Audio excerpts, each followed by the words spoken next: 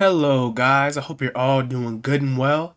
This is Enemy Stand User, and today we're going to take a look at, in my opinion, the most profoundly impactful arc or transitional period in the series of Jujutsu Kaisen, the Shibuya incident arc, as well as a little bit of the culling game arc transitional period. And now, seeing as Gigi Akutami is taking an extended break in the series right now, I thought it would be the perfect time to kind of overview or recap and give my own thoughts and theories into this world-shaking arc. Now that definitely changed Jujutsu Kaisen for the better. So please buckle up and make sure you're in it for the long haul. It's going to be a long one for this curse war, so to speak. And enjoy the video. So to really start things off, the true beginning of the Shibuya incident arc started in chapter 83 of the manga, and we just came back from the phenomenal Gojo flashback, as well as the Mahito versus Mekamaru fight, which, like Mahito brought out, we got to see something good before the main event. And that is some very true words, because just it's just beginning the greatness of this arc, because there are a ton of fights and clashes in this arc. But in chapter 83, in October 31st, 2018, Geto Suguru's team, which I'll refer to as the Curse Team, formed a layered curtain barrier trapping thousands of normal civilians inside and blocking communications for the sorcerers. As a response to this threat, the Jujutsu Society formed mixed teams, including students and high-grade Jujutsu sorcerers, to engage in combat. And even during these high-stakes situations, you could tell most of the sorcerers are a little bit more stable and they're ready for battle, more than one might assume considering some of their lack of power and experience. However, while all the teams are meeting up and planning to make their own sort of moves, Satoru Gojo, however, being as strong as he is and as confident as he is, moves on his own and immediately confronts the threat casually, while scores and scores of people, just a sea of trapped and confused civilians, surround the area. But the way Gojo acts is also important to point out, because he has zero fear and zero hesitation when it comes to his own power. And Gojo knows he's this sort of omnipotent god in this verse, and the Curse Team knows this as well. But the way they face off, I personally never seen really anything like it, because the Curse Team knows they can't actually fight Gojo in a sort of standard way, but they have the plan and use other sort of methods fighting him, using civilians as coverage for their own lack of power, bringing in human lives to the fray, essentially trying the whole battle trying to nerf Gojo enough to stall him. So Gojo can't just blow them away with a technique or any sort of domain ability. And thanks to working with the fake Geto, the Curse Team can use domain amplification to null Gojo's limitless power. And it was giving the curses, they were getting a little too comfortable, or it was making them more confident, I should say, thinking that they could actually take down Gojo. And you could definitely see it in their actions, especially Jogo. He is really trash talking Gojo and really trying to instigate him in a very bad way, which is a seriously bad idea, as they will soon find out. Gojo then immediately flips the switch and turns on his bloodlust and killing intent toward the Cursed Team, being extremely dark and scary, going right on up to them, showing what it means to be the strongest around, absolutely crushing them and leading to chaos on the Curse's side, not knowing how to handle Gojo, and actually straying from the plan, leading to Hanami being targeted and obliterated in mere moments. So now the Curse Team quickly realized they didn't have much time left and were just scrambling to survive against this force known as Gojo. Meanwhile, Yuji's group learns about the nature of the curtains and plans to go to Shibuya Station, where Mahito resides, so they split up to destroy the curtains and any enemies in their way, leading to Yuji's interesting sort of grasshopper battle and the whole group getting a step closer to Mahito's trail. Then we cut back to Gojo's battle, and again the curses are just scrambling at this point to get anything they can out of Gojo, especially Jogo. But Gojo is still going strong, he's still persistent. Now we get to Gojo's final encounter and see Mahito pull up with tons of transfigured humans, just adding to the chaos and them planning to stall Gojo even more. And on top of that, the Curse Team unleashes more regular civilians and humans, adding much too much chaos to the battle, even for Gojo to handle, leading to him being forced to activate his own domain to everyone's surprise. But this domain only lasted for 0.2 seconds. It was skillfully crafted by Gojo as not to lead to any more casualties, leaving every normal person in the station unconscious as he proceeds to kill 1,000 transfigured humans, stopping all the bloodshed at that subway level. Immediately following up on the situation, Geto unleashes Prison Realm and reveals his presence for the first time since his quote-unquote death to Gojo, causing Gojo's mind to be flooded with memories of his former best friend who he killed with his own hands, trapping Gojo in Prison Realm, having time in his own mind pass well over 1 minute, allowing Prison Realm to activate. This is actually one of the first time we have seen Gojo genuinely surprised and him being shocked to see his dead friend walking, and him getting really worked up because his soul knows otherwise, that this is impossible. Then it's revealed that this so-called Geto is actually a corpse controlled by a cursed spirit brain who goes on the prattle about how it could hop between bodies and its own seal could last for even 1,000 years. With this Geto doubting the current strength of the new generation of sorcerers such as Yuta Akotsu, who defeated the previous Geto last year, and him saying a formal farewell to Gojo in this current world. Now the same chapter, it cuts to Yuji's group now seeing Mechamaru is still alive to some sense and he's ready to help. So to me, I think this chapter, it really sets the pace for the events leading to the current time in the manga, and the amount of shock factor that is revealed in the chapter, it just gave Jujutsu Kaisen so many more layers and so much more depth, and chapter 90 is definitely a chapter that should be remembered. Mechamaru is now communicating to Yuji that Satoru Gojo has been sealed, and cuts to an interesting panel with Geto's body or his soul not being in full control, so the real Geto to some capacity might still be present in this body, just adding more layers. And then Mahito pulls up and Geto shares his theory that the body is the soul and the soul the body. So there is definitely something up with Geto and this fake Geto's control over him, but they quickly seal Gojo completely to prevent any more mistakes from happening. Mechamaru then informs Yuji's group as they head into battle, and now with Gojo gone, the cursed team gathers, and shockingly, Gojo's seal weighs down on Geto, forcing it to stay immobile until it's processed Gojo. Still seeing Gojo, he's confident and he still has faith in his own students now being stuck in this place. And now, still being stuck in one place, it forces the cursed team now to plan their next move as the sorcerers and the curse users close in and making their moves all around Shibuya, such as Nanami's team on the offensive and Ichiji and the other auxiliary managers getting taken down by Shigemo, as Mahito now instigates the Yuji hunt to see who could kill him or turn Yuji into a vessel as Geto waits with the prison realm. But as these events take place, Mechamaru lets Yuji know about Gojo's current situation, and in turn Yuji rushes to notify the other teams of Gojo's condition, with Nanami stating if Gojo were to stay sealed, it would be over for humanity in Japan. And now those are some very, very heavy words, something that definitely should be considered thinking about the seriousness of the situation in this arc. Even Ino's words show how important Gojo is in the balance of power, with unknown forces coming about out of the shadows now that Gojo is no longer a threat. So basically the balance of power is more or less equal now between sorcerers and curses, and the real challenge starts to brew now with more curse users entering the fray. Yuji now with Ino and Fushiguro figure out how to break into the inner curtain by finding and battling the other curse users, ambushing them with Megumi's Shikigami and splitting up to advance in the battle, with Yuji and Megumi versus the old man and Ino versus the old hag and the grandson, both ready for action. This lets us kind of see Ino's own skill as a shaman as well as Yuji and Megumi's own teamwork.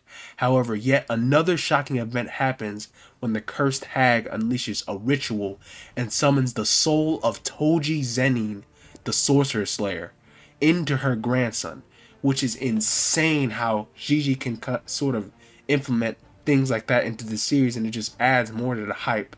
But continuing deeper, we see the backstory of this sort of cursed family, you might say, and how they use their power selfishly for like evil and sort of monetary desires, claiming to be free. However, they were not free, because what was really the case is now that Gojo is born and he's in the world. Even as a child, no evil can really escape his gaze, and just his Gojo's authority, as both assassins try to claim the bounty on Gojo, and it ultimately forces both all the cursed family to hide in the shadows from the fear of Gojo's power until now.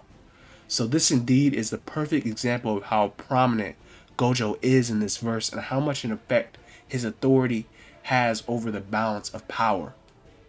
Continuing on the fight with Yuji and Megumi, it is hard fought, but it does come to an end when they figure out the old man's trick and defeat him.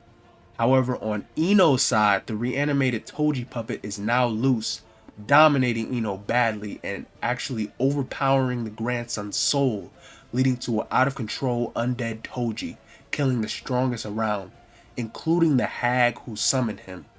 But now Yuji and Megumi separate, with Yuji heading toward the inner station and Megumi going his own way. Now we have Mei's group finishing on their end as they encounter Ghetto Suguru of all people, and now Nobara encountering Shigemo, who has a very unpredictable fighting style, but their clash was halted when Nanami steps in and shows Shigemo what happens when he picks on the weak, absolutely crushing him with superior strength as a grade 1 sorcerer. And now Yuji heads further into the station, and a tough adversary is on his way as well. Now with Nobara's situation under control, Nanami leaves to join up with the Zenin group.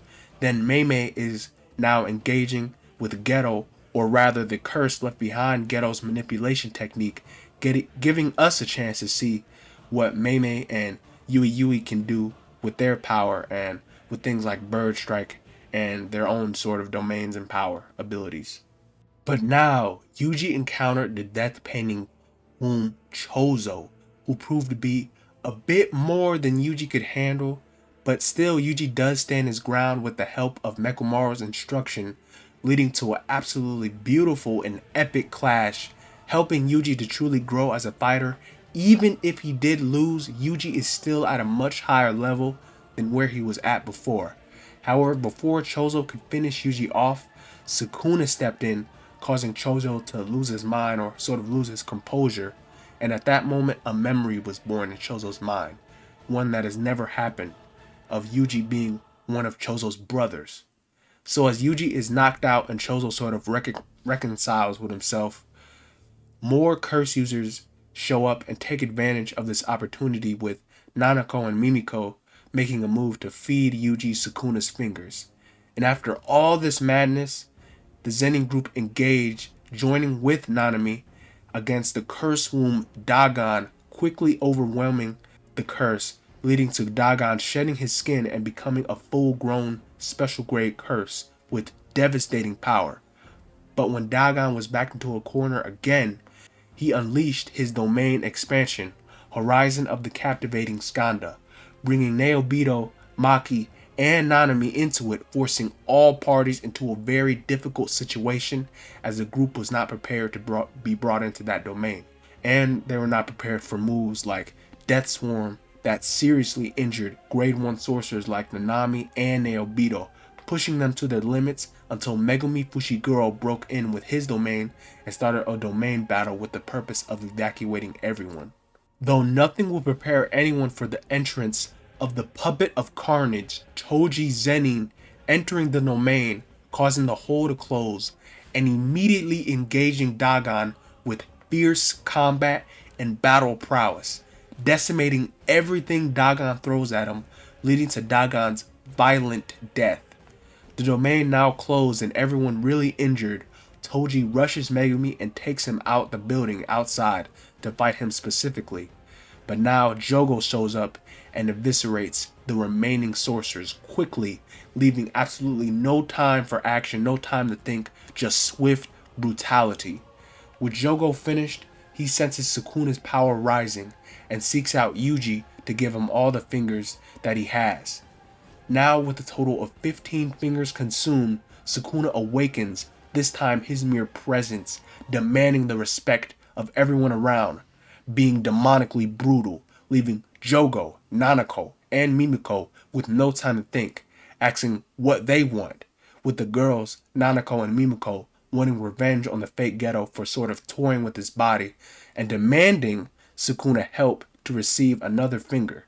However, this was a deadly mistake, as he mercilessly kills Mimiko with his power, without a care in the world. It was just like a whim for him. As he does the same with Nanako, who was obviously upset, violently murdering both as if he were crushing a bug. Then Sukuna asks Jogo what he wants, as they discuss the situation and make a deal to fight and see if Jogo could land a hit on Sukuna. Then he would join the sides with the curses. But to me, this whole situation just proves Sukuna's own demonic brutality. And he is just this pure force of evil and darkness, because he is a force that he doesn't stoop to any sort of human understanding, and he acts upon his own desires. So it's basically confirmed that he is not going to be swayed by any or join with in line with like the good side, so to speak. But continuing with Toji and Megumi's battle, now understandably Megumi is not faring too well with his own injuries, and with him getting overwhelmed by Toji.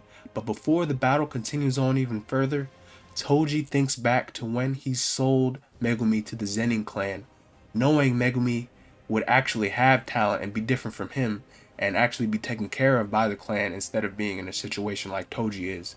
Now Toji gave Megumi a life a little better than what Toji could have given before, and he really did truly love his son. And this love led the Toji puppet to ask what name Megumi actually took, and before killing himself, before doing any further damage or harm, leaving it all behind, happy for his son. And this scene, it really is just one factor of what makes this arc so great, with Gigi making all these seemingly random and chaotic events seamlessly blend together into a really powerful moment, setting an awesome tone. However, the hardship continues as Megumi is attacked again by Shigemo, and now Kusakabe's team encounters Geto Suguru's former gang, who are about to clash, but get interrupted by Jogo and Sukuna's chaos in the battle. But now we see Jogo, he is not looking too good, as he gets blitzed and completely overtaken by Sukuna. There is a clear difference in strength, and even Jogo is not prepared for this. Still though, he still tries and performs a maximum technique, maximum meteor, which scorches the battlefield with everyone on it still in the area, with Sukuna making sure everyone is present and to join in on the chaos, just playing with their lives. But despite Jogo's attempts, he cannot overcome Sukuna, and on top of it all off, Sukuna actually uses his own element, fire now, in this very epic and cinematic battle. However, his time is up, and Jogo knows this, but their final conversation is very interesting because Jogo was limited in his own power that he could have attained if he threw away his own reason and acted upon impulse to burn everything to the ground and burn everything that he desired. He still held on to his goals of trying to get curses on top, but he couldn't reach that level of power. Even Sukuna stated he couldn't reach levels of power like Gojo because Jogo, he still held on to something. But Jogo did accept his fate, but he still was recognized by even the King of Curses, Sukuna, for Jogo's own willpower before ironically getting burned to death. Next, we get to see how Megumi's battle is, and things are looking pretty bleak until Fushiguro thinks back to Gojo's training and recalls that he might be able to attain power at least similar to that of Gojo through sacrifice. Then Megumi starts the ritual and summons the 8-handled sword Divergent Scylla Divine General Mahoraga, an extremely high level special grade curse that has never been controlled by any 10 Shadows user at all the while getting Sukuna's attention, leading to a really obscure situation where Sukuna has to step in and he saves Megumi for his own unknown reasons, where Sukuna battles and he does ultimately kill this curse ending the ritual in a fantastic display of high-level sorcery using Sukuna's domain and an unknown fire-cursed ability. But in this process, he killed countless innocent civilians, showing his brutality, as well as Shigemo, and saving Fushiguro and leaving Yuji to just deal with this devastation and this guilt, having a very and us seeing a very different side of Yuji in this emotional turmoil as he just left to pick up the pieces of this carnage. And Yuji only hangs on to this sanity because of his own desire to fight in the end, and him to try to fight to the end and to right his wrongs. Again, there is not even time to breathe or process the situation, as Nanami is in a very horrific and injured state due to him taking on 2 special grade attacks and him walking through the station where Mahito resides, taking out as many transfigured enemies as he can, but him not realizing Mahito is around, and he leaves his last words to Yuji and gets tragically killed by Mahito in the worst possible way right in front of Yuji. Now the enraged Itadori gets his rematch against Mahito, having an impressive fight and battle, but Yuji's will right now is the problem, because he cannot deal with Mahito's horrific power and his cruel attitude toward life, and how he could just play with life like it's some game to Mahito with no sort of rhyme or reason. It's just madness, while Mahito himself is displaying his growth as a fighter in his own sort of twisted way. But the chaos continues as it is revealed that Mahito previously separated into 2 different bodies before the battle and is now fighting Nobara, who he plans on doing the same with, and toying with Nobara as well, just to break Yuji's will even further. But Nobara also displayed her own impressive strength as a fighter, proving she can dish out damage as well to Mahito, leading to the clone Mahito retreating back to the original body due to the damage Mahito sustained and taken from both of the sorcerers. Now though, Mahito set his sights on Nobara after meeting up and switching with the clone, and proceeds to touch Nobara's face with his technique, auto mutation, which can be fatal. And the switch to Nobara's backstory and her friends long separated, but they still care for her, and they think about each other, and they care for one another. And she thinks back to students and her teachers and her friends, and thinking about the situation that she's leaving behind. And she does smile in the end, telling Yuji that it wasn't so bad, as her fate mutates and pops as the technique rejects her, essentially killing her in the process. So at this point, seeing all the devastation and carnage, Yuji's resolve had already collapsed and faded a long time ago. He was completely at Mahito's mercy, seeing both his sensei and his classmate essentially get killed as he is beaten to a pulp by Mahito while he taunts his conviction, stating the states of the situation and that this really is a battle to see who will be left standing in 100 years. Curses are humans. It's reason versus madness. But before Mahito can kill Yuji, Aoi Todo swoops in and saves his brother, giving him the encouragement he needs not to get caught up in Mahito's madness and to keep moving forward despite the difficulty, because they haven't lost yet. Now having an epic clash with Yuji, now regaining his confidence with himself, and everyone ready for the battle, bringing in 120% of their effort. And we still cut to a small scene with now the Kyoto group is now arriving, and Mechamaru says his goodbyes, and it definitely adds a lot to the situation. It adds a lot to Mechamaru and Miwa's character with this scene. And this is a very needed backup for the sorcerers, because they definitely need all the help that they can get right now. Things are looking pretty bleak. But Mahito's fight escalates as the sorcerers show their power, performing multiple black flashes, domains, techniques, and more. But the battle shifts when his power is neutralized, or rather Todo taps out, leading to a 1v1 final clash with Yuji versus Mahito. And Mahito, at the height of the moment, at the height of the power, he finds his true essence of his soul, transforming into the rigorous killing machine with instant spirit body of distorted killing, pushing Yuji to the brink but strengthening Yuji's will to win. With a little help from Tojo, Yuji overcame Mahito and understood his role in the series to keep killing curses and to fight to the end, leading to Mahito being scared and defeated. We've never seen him this way, and he's chased like a predator and prey until Geto shows up, completely bombarding Yuji and absorbing Mahito with his own manipulation technique. So this battle was very epic, and it really showed Yuji's resolve as well as the stakes of the situation, with Geto arriving and overpowering Yuji and consuming Mahito, just adding to the uneasiness of the arc and the situation. But then we cut to the other sorcerer team members recovering, and Mei Mei off country in Malaysia due to Yue Yue's technique in a very questionable situation with her brother. But now Mei Mei is making business transactions as the situation in Japan is looking pretty bleak, and Mei Mei definitely knows what's up, and she's selling her stuff and she's making all types of business moves, so she's definitely getting out of there. But we see then back to Yuji's situation as backup arrives from the Kyoto school and them engaging Suguru to no avail, as no one could even touch this man.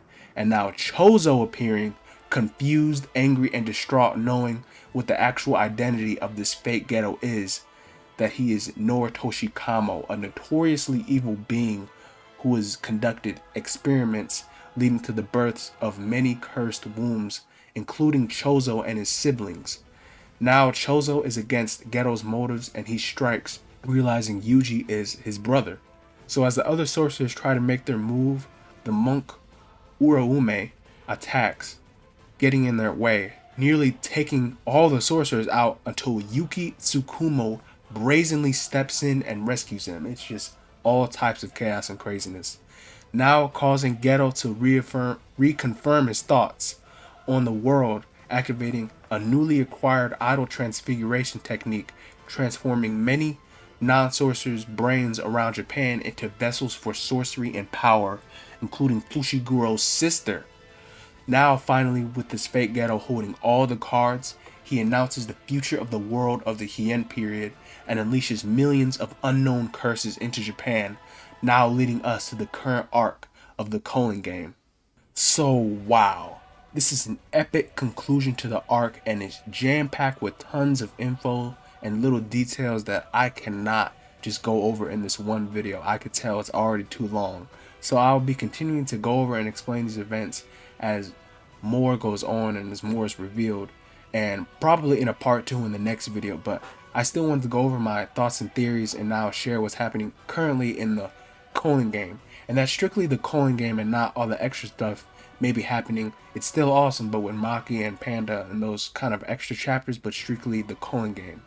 But now with this fake Geto has sealed Gojo, the world in Japan has quickly become this sort of no man's land and is now swarmed with curses of all types, and is truly the beginning of this sort of Heian period that Geto mentioned.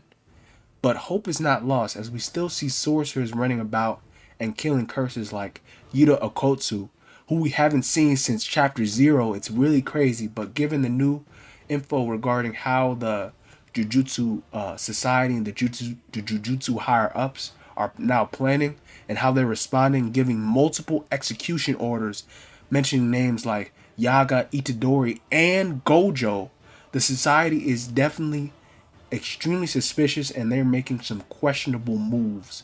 But their motives are definitely questionable. But we see the clans like the Zenin clan making their move, and now Yuji's working with Chozo to engage in the battle, with him taking out curses and fighting other sorcerers like Naoya Zahin and Yuta, who now has ulterior motives and actually saves Yuji and works with him to participate in this newly created culling game now that Geto has jump started.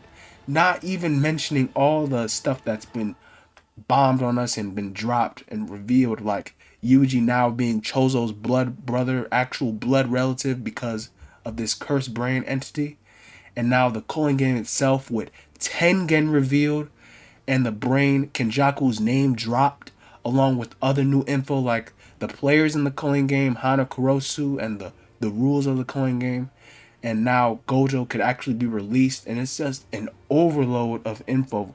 So I'll definitely be doing more videos to go along with it, and very likely a part 2 to go along with this arc. But I just wanted to leave my thoughts And just one final thought, that I really believe that everyone will emerge very different after both of these arcs. They're the very, very different coming out of both. And especially Gojo. And this is just me theorizing again. I hear many people, they think Gojo is going to die or to pass on, and I don't. That's not too far off, but it's not what I would believe.